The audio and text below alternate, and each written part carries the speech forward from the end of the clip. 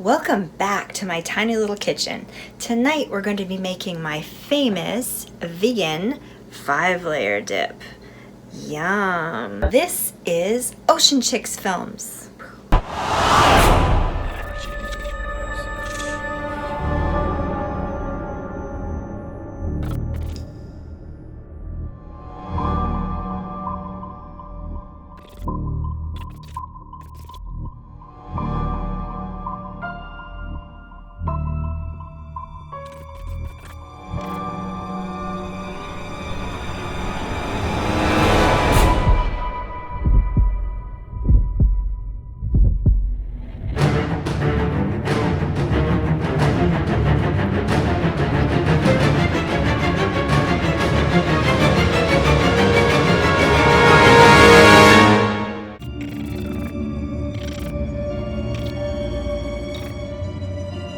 Welcome to a brand new episode of Movie Reviews and Munchies, where I review my favorite movies and make my favorite vegan snacks every Monday and Thursday on this channel. Hi, how are ya? Hope you guys are doing really well today.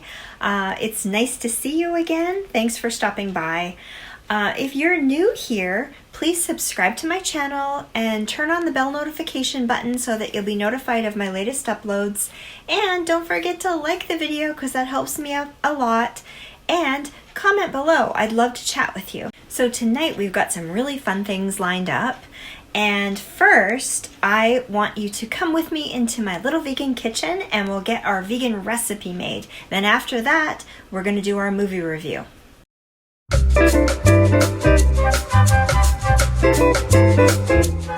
For this vegan 5-layer dip, you will need non-dairy cheddar shreds, vegan brown rice taco chips, tomatoes, avocado, onion, jalapeno pepper, lime, non-dairy sour cream, fresh parsley, garlic powder, smoked paprika, cumin powder, chili powder, pink salt, and apple cider vinegar. For your salsa layer, start out by dicing up 2 large beefsteak tomatoes and tossing that into a big mixing bowl.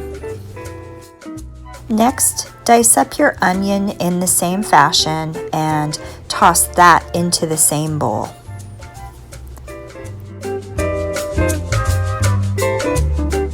Now you want to cut your jalapeno in half, scooping out all of the seeds with a spoon, and then dicing it up finely and throwing it into the same bowl with tomatoes and onions.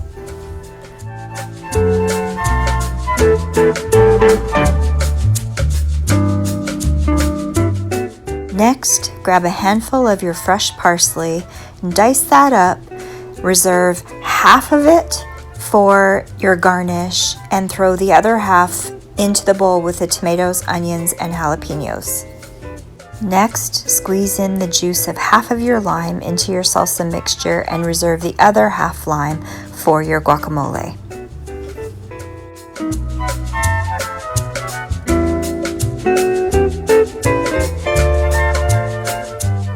Next, add about a teaspoon of pink salt into your salsa mixture to taste.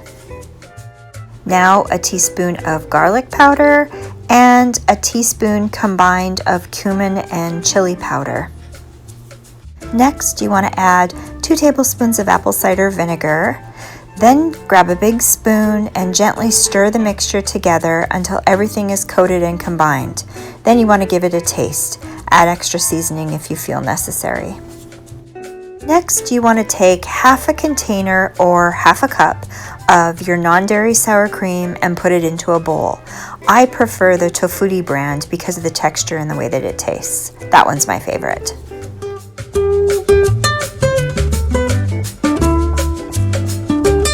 Next, you want to add your seasoning to your sour cream.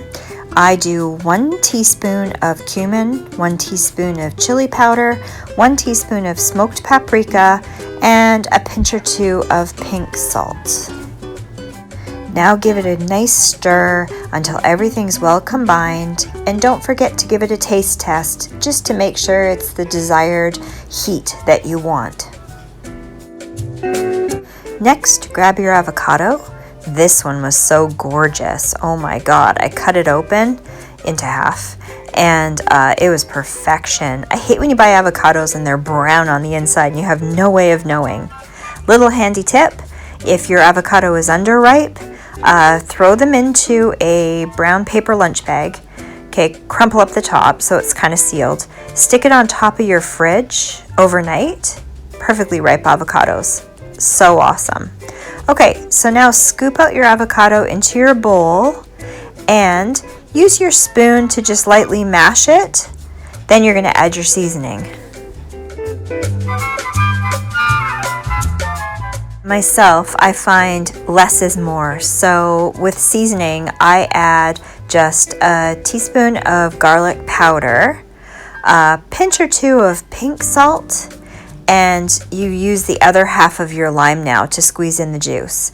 And then with a whisk, mash it all up together. I like when my guacamole is kind of more creamy and smooth with just a little bit of chunks. That's how I like it.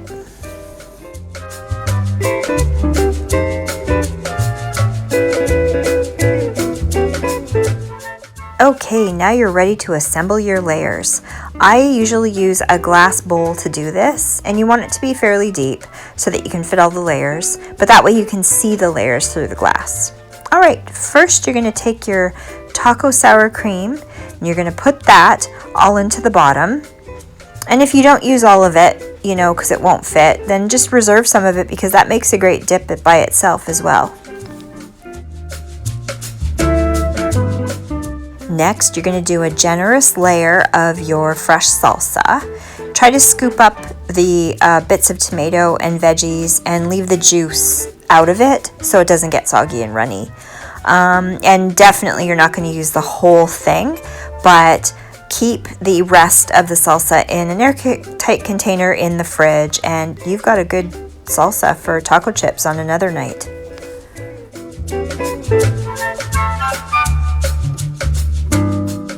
Now for your guacamole layer, just gently scoop it out and take your time and spread it over the top of the salsa so that things are nice and evenly layered. Oh, it's starting to look so beautiful already, and it smells so good. Next, take your other half of the non-dairy sour cream that you didn't use for the dip and gently pour that over the top and smooth it out, just like frosting. Makes for a nice creamy layer.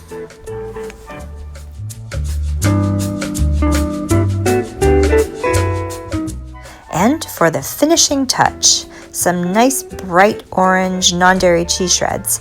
I like the Daiya brand. I find them to be the best. So put on there as much as you like. And garnish with that extra parsley that you had. So beautiful. And now for the vegan taco chips. So choose your favorite. I just really love this brand. I like the sea salt, the fact that they're gluten-free and vegan. They're delicious. Now take them and just sort of arrange them on the plate around the dip. And there you have it. You've got your 5-layer dip. All vegan, all delicious. Everyone's gonna love it. Be perfect for Thanksgiving or for Christmas. Okay, that was super fun. Now it's time to taste test. I love this part. Okay, first off, the drink that I chose today to go with these tacos and 5-layer dip is, of course, the best drink in the world that would go with taco chips, beer. So this is a Bowen Island India Pale Ale. It's really nice. I like it. It's from a microbrewery here on the island. So let's give it a try.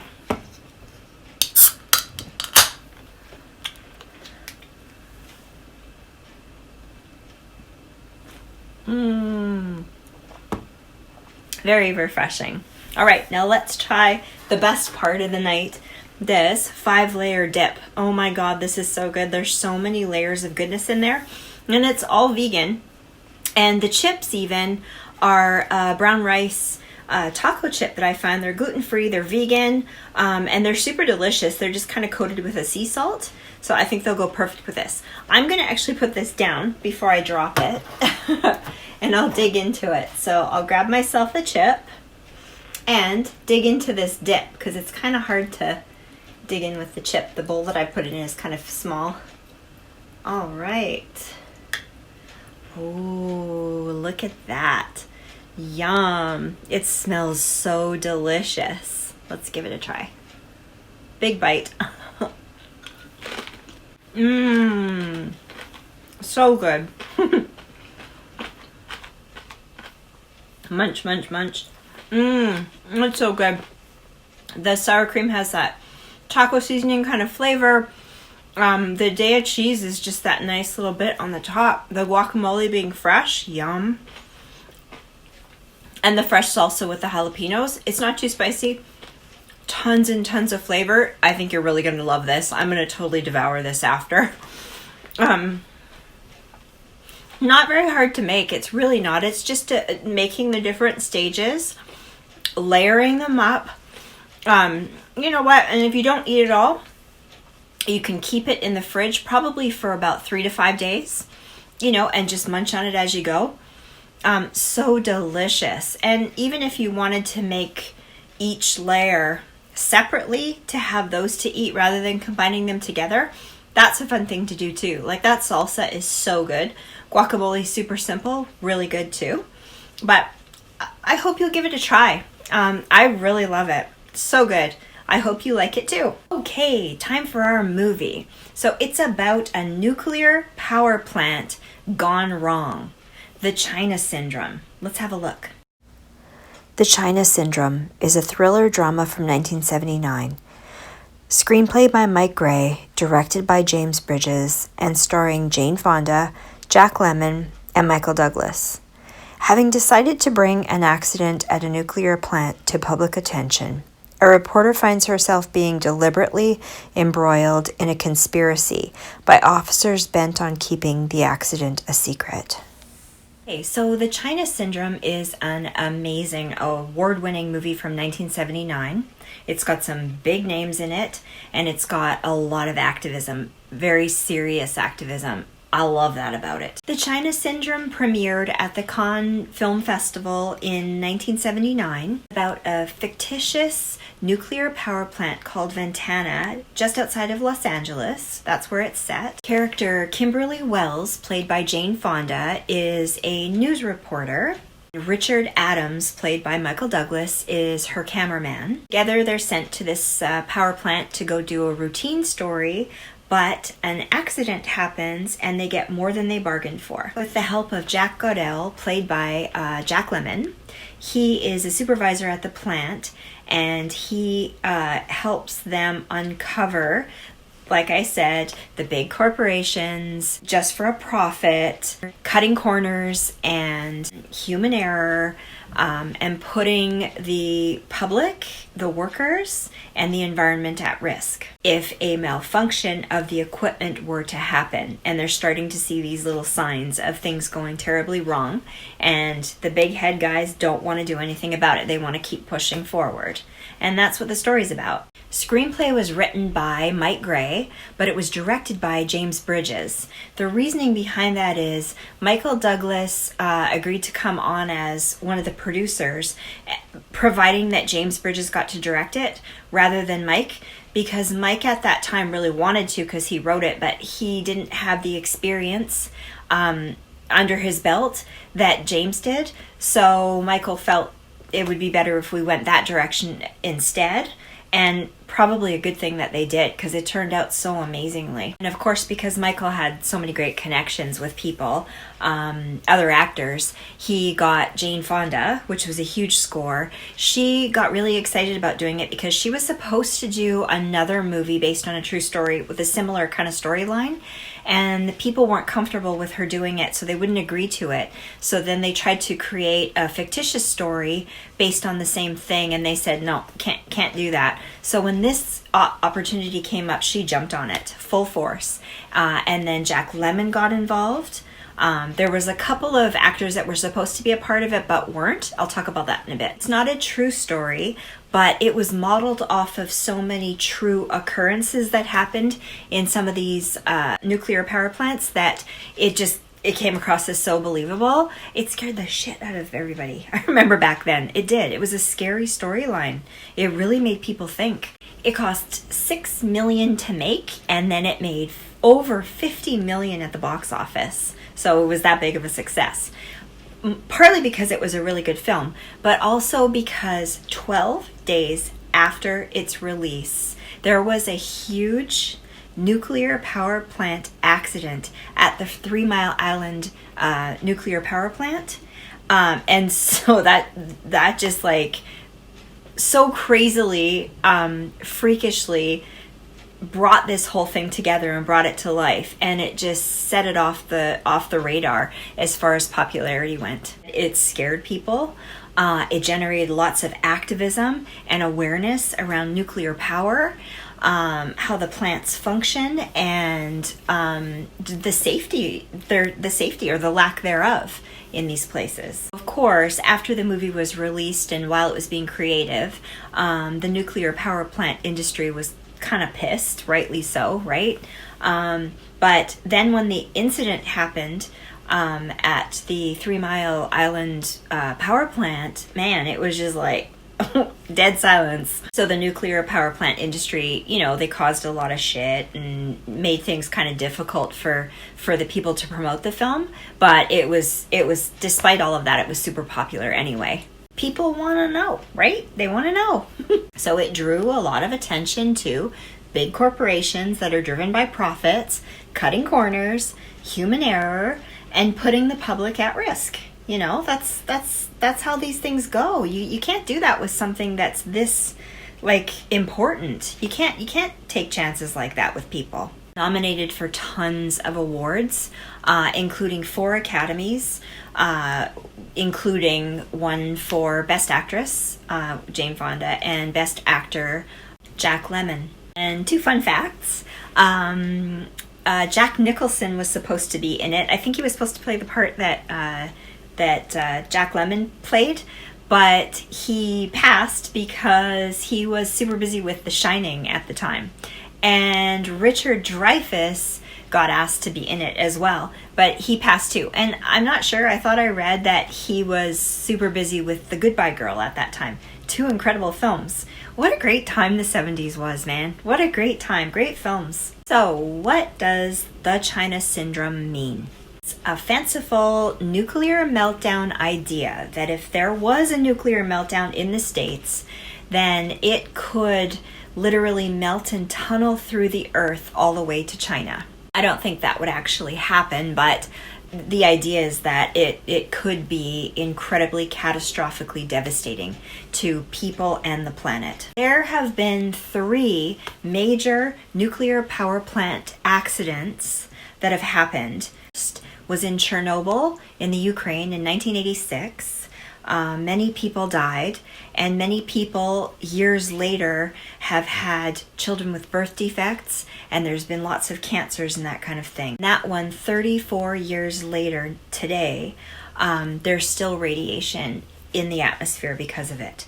I mean, the explosion was absolutely phenomenal, super horrifying, super devastating for the people that were in that area. Very sad. Second was the 3 Mile Island meltdown in Dauphin County, Pennsylvania in 1979. It wasn't as bad as Chernobyl, but it was labeled as one of the worst nuclear accidents in U.S. history for commercial nuclear power plants. Number 3, of course, was the Fukushima, Japan nuclear power plant disaster that was brought on by the earthquake and later the tsunami that was there. I remember that night staying up all night and watching the news for that. It was absolutely horrifying and tragic, and it's still a mess. 18,000 people died in the earthquake and the tsunami, and 160,000 people were left without their homes. Absolutely devastating, and the radiation is still floating around out there too. They believe that a lot of it has come over to North America as well through the ocean, because it doesn't go away. It's absolutely devastating, the chances that humans take with the earth and with people's lives. It makes me, I can't even wrap my head around it. I loved this film so very much way back when, and it was refreshing and wonderful to watch it again because I think it still holds a lot of water right now. I love when there's a fictitious movie, but activists work through it to send a message and get people's awareness raised about an issue such as nuclear power and the hazards of nuclear power, the dangers of nuclear power. So for my review, I'm going to give this a definite 5 shark bites. I loved this movie. You should watch it. It was so well done. It's really captivating. It keeps you interested all the way through. The actors are phenomenal, and you can tell that their heart and their passion is put into it because they really believe in it. Such a good film. Highly recommend it. Watch it if you can. All right, guys, that's another wrap. This was a lot of fun. I hope I can keep finding these kinds of movies because they're really fun to talk about. And please comment below if you have anything that you want to say about it, and we'll chat. I love to do that. Thanks so much for stopping by. I love you guys so much, and we'll see you again on next week. Bye!